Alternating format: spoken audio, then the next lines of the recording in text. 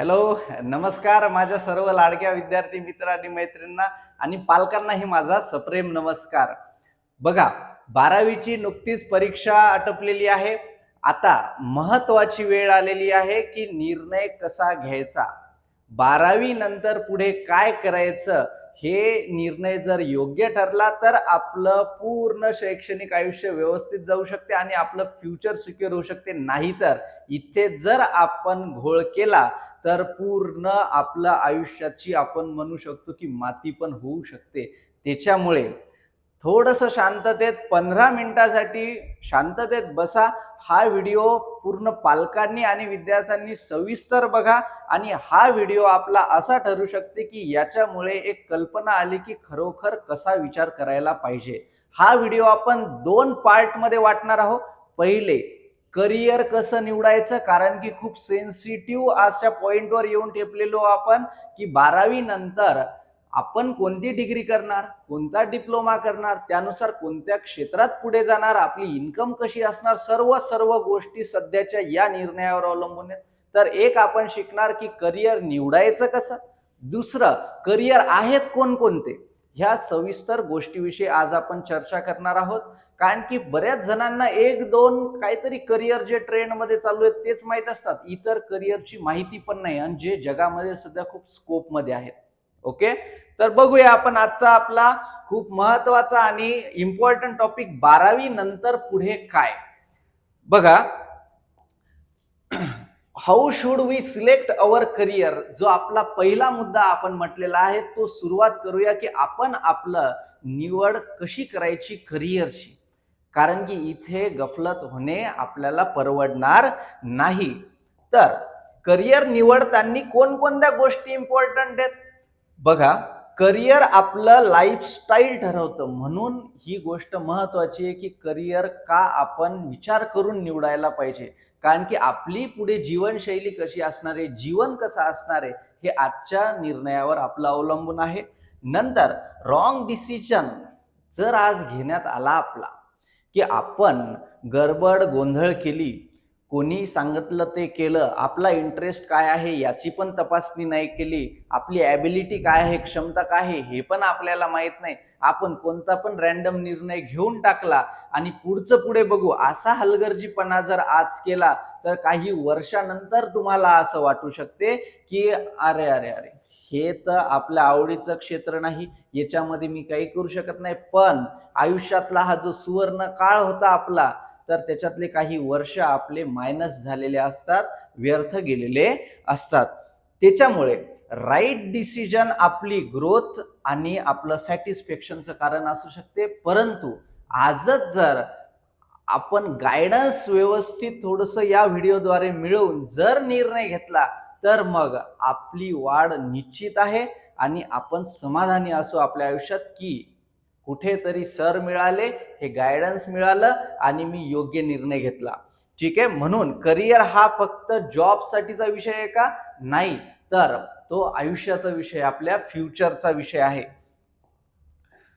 बघा, biggest mistake student make, सगळ्यात मोठ्या चुका जे विद्यार्थी करतायत, आजकाल पालक वर्ग करतायत, त्या कोणत्या? की फॉलोइंग फ्रेंड्स. बरेच विद्यार्थी असे करतात की माझा ग्रुप आहे, माझ्या आवडीचे जे मित्र आहेत ते सगळे इंजिनिअरिंग करतो म्हणतात, मग मी पण काय करतो, कोट्याला जाऊन इंजिनिअरिंग करतो. परंतु बाबा, तुला इंजिनिअरिंग खरंच आवडते का? का फक्त मित्रामुळे तू तिकडे चालला? आता बघा, ज्यांना आवडते त्यांनी त्या क्षेत्रात जायलाच पाहिजे, परंतु ज्यांना माहीतच नाही की आपल्याला काय आवडते, त्यांनी उगे मित्र चालले म्हणून त्याच्यामध्ये जाऊन गोंधळून जाणे योग्य गोष्ट नाही. फॉलोइंग ट्रेंड्स ब्लाइंडली, की सध्या कुठे दिसत आहेत, सगळे मेडिकल इंजिनिअरिंग मध्ये दिसत आहेत, मग मी पण तिकडेच जातो, कशाला दुसरीकडे कन्फ्युज होऊ. मग अशा वेळेस आपण काय करतो, आपल्या आवडी निवडी इग्नोर करतो, आपण ब्लाइंडली काय करतो, वेंधळेपणासारखे कोणत्या पण रॅन्डम डिग्रीमध्ये जातो, जे पुढं फसते काम. नंतर फॅमिली प्रेशर, कधी कधी पालकांची पण खूप जास्त अपेक्षा असते की मी जे म्हणतो त्याच्यामध्ये तू पुढे जायला हवं. एकदा त्या विद्यार्थ्याला विचारा की त्याला काय आवडते, त्याला सोबत घेऊन बसा. त्याच्यामुळे फॅमिली प्रेशरमुळे पण कधी कधी विद्यार्थी चुकीचा निर्णय घेऊ शकतात, चुकीचे पाऊल उचलतात. चुजिंग विदाउट रिसर्च आणि कुठलीही माहिती नाही घेतली, ह्या क्षेत्रात गेल्याच्या नंतर पुढे काय असते, मला काय आवडते, मी 24 तास कशासाठी काम करू शकतो, इतक्या आवडीचं माझं काय आहे, किंवा ह्यामध्ये जर मी गेलो तर अजून कोणकोणते ऑप्शन आहेत, याची कोणतीच रिसर्च न करता डायरेक्ट आपण काय करतो, कशाचा पण फॉर्म भरून देतो. मग अशा वेळेस आपली गफलत होणे नक्की आहे.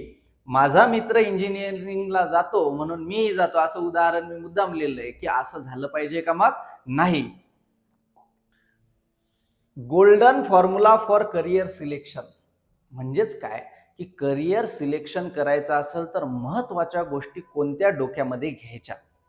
जसं की पहिले ठरवायचं, मी सांगितल्याप्रमाणे आवड काय आहे, की मला कोणत्या विषयाची सगळ्यात जास्त आवड आहे, कोणत्या क्षेत्रात काम करायला सगळ्यात जास्त आवडते, माझा माइंड कोणत्या सब्जेक्टनुसार छान चालतो, म्हणजे आपल्याला इंटरेस्ट कोणत्या फॅकल्टीमध्ये आहेत ते महत्वाची गोष्ट आहे.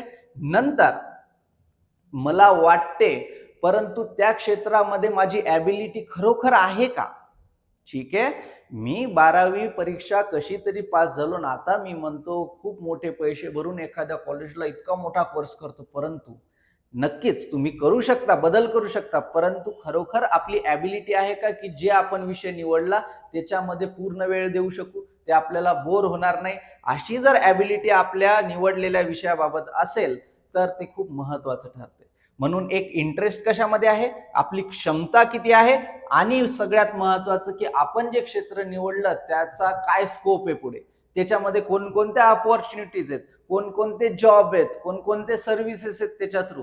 ह्या सर्व 3 गोष्टींची माहिती जर आपण स्वतः घेतली आणि एक निर्णय पक्का केला तर तो आपला बेस्ट निर्णय असेल. ओके, कोणताही रॅन्डम निर्णय घ्यायचा नाही, तर इंटरेस्ट, ॲबिलिटी आणि पुढे काय असणार आहेत अपॉर्च्युनिटी त्या विषयात, ते आपल्याला सविस्तर माहिती पाहिजे. बघा, करिअर प्लॅनिंग स्ट्रॅटेजी, की करिअर प्लॅन करणे कसं गरजेचं आहे आणि कसं करिअर प्लॅन करायचं. एक, की मी माझ्या आयुष्यात समजा ठरवलं होतं की मला शिक्षक बनायचं आणि मला इतक्या आवडीचं होतं की मी 24 तास जरी त्याच्यात गेले तरी मला आनंदीच राहतो मी. मग अशा वेळेस तुमचा ड्रीम प्लॅन माझ्याप्रमाणे काय आहे, तुम्हाला कोणत्या क्षेत्रात पुढे जायचं, जो सगळ्यात महत्वाचा प्लॅन आहे त्याला आपण म्हणू ड्रीम प्लॅन किंवा ड्रीम करिअर, जे तुमच्या मनी ध्यानी बसलेलं आहे. आणि हे करिअर ठरल्याच्या नंतर 100% मी पहिली ही सूचना देईल की याच्यासाठीच प्रयत्न करायचे आणि हे मिळवल्याशिवाय थांबायचंच नाही.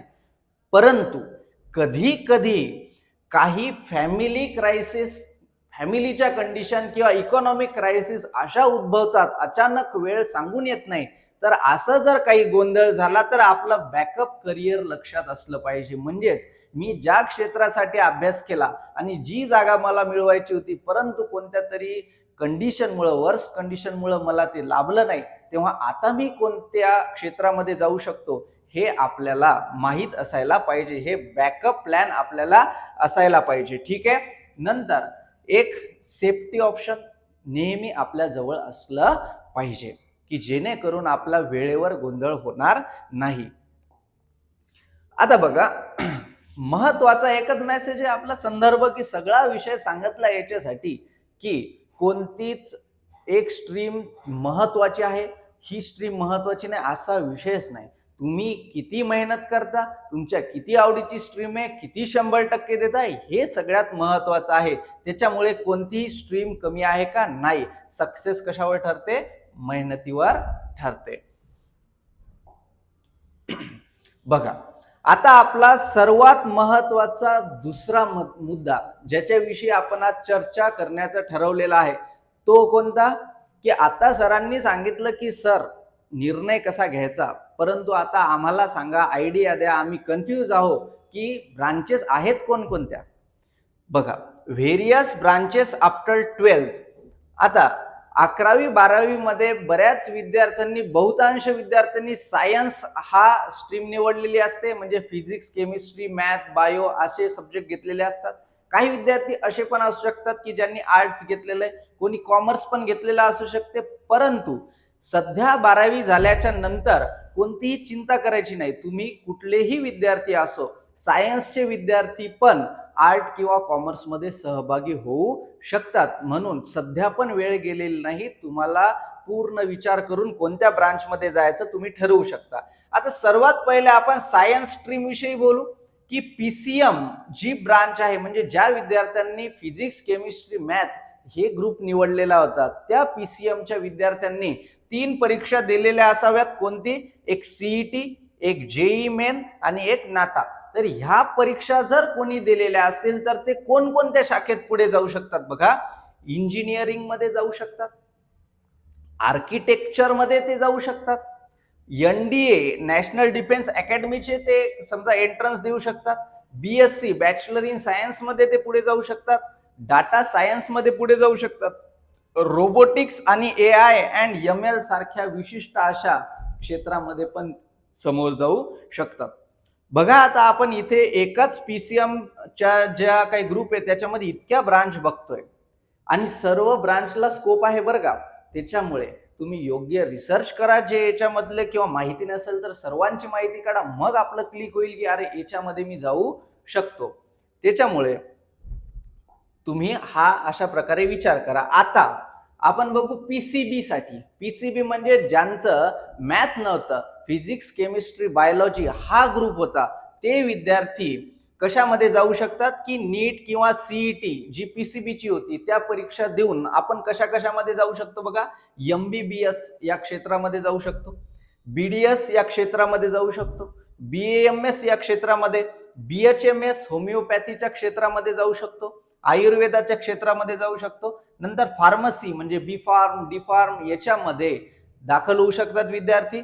बीएससी नर्सिंग सारखे कोर्सेस, नर्सिंग, कारण की आता येणाऱ्या ट्रेंडनुसार जसं आपण म्हणू की दवाखान्यांची संख्या वाढत आहे, त्याप्रमाणे तिथे लागणारे जे काही नर्सिंग स्टाफ आहेत त्यांची पण संख्या वाढणार आहे आणि स्कोप आहे, त्याच्यामुळे नर्सिंग मध्ये तुम्ही जाऊ शकता. बायोटेक्नॉलॉजी जे सध्याचा सगळ्यात जास्त या जगामध्ये क्रांती घडवून आणणारा विषय आहे बायोटेक्नॉलॉजी, याच्यामध्ये तुम्ही जाऊ शकता. किंवा ऍग्रिकल्चर, बीएससी एमएससी ऍग्रिकल्चर मधून तुम्ही शेती विषयक एका स्कोप असलेल्या क्षेत्रामध्ये पण जाऊ शकता. आणि हे सर्व शाखा कोणत्या प्रकारच्या विद्यार्थ्यांसाठी आहे? ज्यांचा ग्रुप पीसीबी होता, म्हणजे फिजिक्स, केमिस्ट्री, बायोचा होता.